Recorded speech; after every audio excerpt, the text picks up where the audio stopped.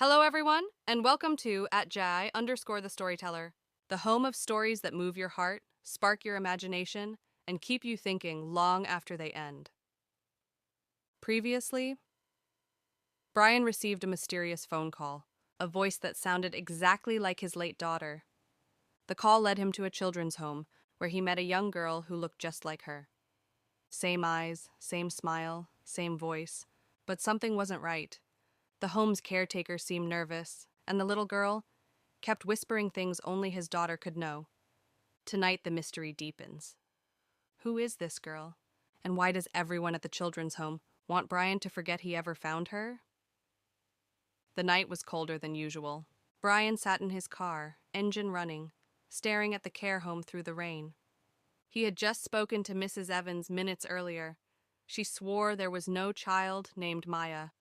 But Brian had seen her, touched her, heard her call him Daddy. He replayed the call in his head. Brian, don't let them take her. That voice, it was Claire's, his late wife's voice. He turned the ignition off and stepped outside. The care home lights flickered in the distance, as if the building itself was hiding secrets. The next morning, he visited the local police. When he asked about the care home, the officer frowned. Sir, that place was shut down months ago. There's no staff there, no children. Brian felt his stomach twist. That can't be true. I was there last night. I spoke to the caretaker. The officer leaned back. Sir, there's nothing there but an empty building. Brian drove back.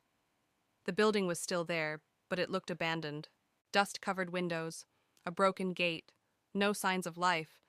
He pushed the door open. Inside it was quiet, the kind of silence that felt alive. On the floor, he found the same drawing the girl had made folded, wet from the rain. He picked it up, written on the back in a child's handwriting. Find the truth, Daddy. It's where Mommy worked. Claire, his wife, had worked for Aldrich Labs, a biomedical company outside London. She had told him they worked on memory preservation for coma patients, but he never asked details. Now it was his only lead. He drove there the next morning. The receptionist gave him a polite smile, then froze when he mentioned Claire Walker. Sir, she said, you should speak to Dr. Lewis. Dr. Lewis was older, calm, but his eyes darted nervously. Brian, I didn't expect anyone to come asking about Claire again. What do you mean again? Lewis sighed. Your wife volunteered for a confidential program, Project Echo. It was about human memory transfer. Brian frowned. What does that mean? Before the accident, Lewis said, she came to us with a proposal. She wanted her daughter's neural patterns recorded for research. Brian's pulse quickened. You mean she used my daughter for experiments? Lewis shook his head. No, it was theoretical until the crash happened. After that, we received strange data, like someone or something was still sending signals from the program. Brian stepped back. You're saying my daughter's consciousness. Lewis cut him off. Not exactly. But fragments of her memories, her voice, her personality could still exist in the data. Brian's phone buzzed again. Unknown number. He put it on speaker. A child's voice whispered, They're coming, Daddy. And then footsteps echoed down the corridor. Men in dark coats entered the lab.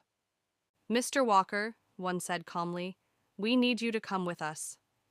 Dr. Lewis yelled, Run! Brian sprinted out the back door, clutching his phone, heart pounding. He jumped into his car, started the engine, and sped off into the misty night. The phone rang again. Daddy, don't go home. They know where you live. Brian pulled over, shaking. Who are you? He shouted. Where are you? Find the lighthouse, the voice said. Mommy left everything there. Then the call ended. Brian looked at the GPS. There was only one lighthouse nearby, on the cliffs of Dover. He took a deep breath, eyes wet with fear and hope. Okay, Maya, he whispered. I'm coming. To be continued. Next episode. The truth behind the call. @JE_the Storyteller. The home of stories that move your heart, spark your imagination, and keep you thinking long after they end. Like, comment, and subscribe to my YouTube channel for more stories. See you in the third episode.